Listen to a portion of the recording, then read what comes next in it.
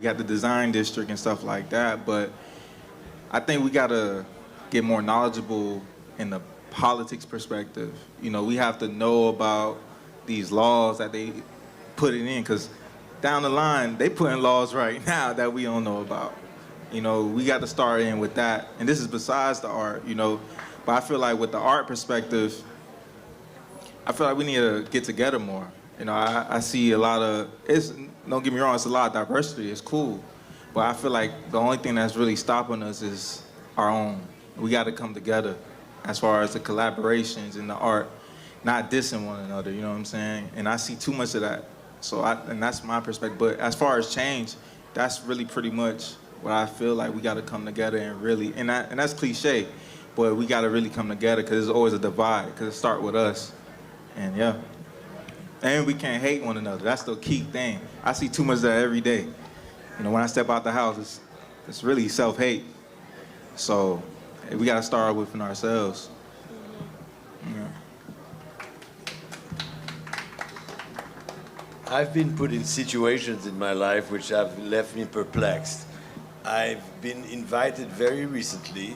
I'm in this country, and I'm in like a middle of Little Haiti, and I thought that my aim was to place the Caribbean, place Haiti within the Caribbean, place the Caribbean within the United States. And I've realized that there's a lot more going on in this country that has to be addressed.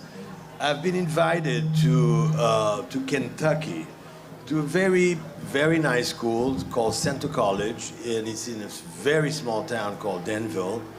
And this is my first, my first foray into, I don't even know what to call it, you know, like, I mean, is it the real America? What is it? You know, I'm in Kentucky.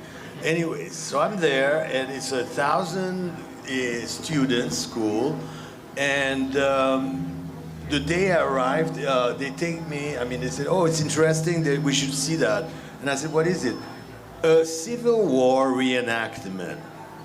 And I said, well, that's interesting. Let's go and see that. So they take me there, and evidently they are like, you know, like people in costumes, you know, like Confederate, Union.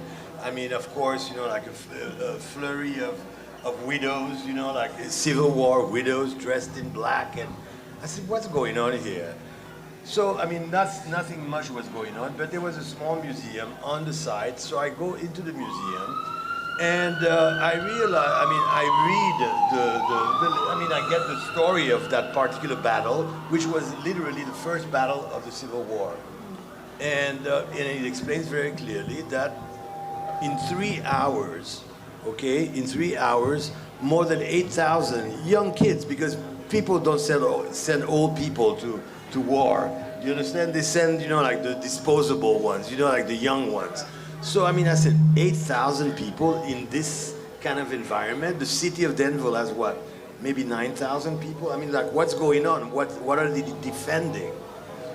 So, I looked at the situation. Then they convert the university where I am into a field hospital. So they take all the main, you know, like the butchered kids, the ones that were alive, you know, like back to school.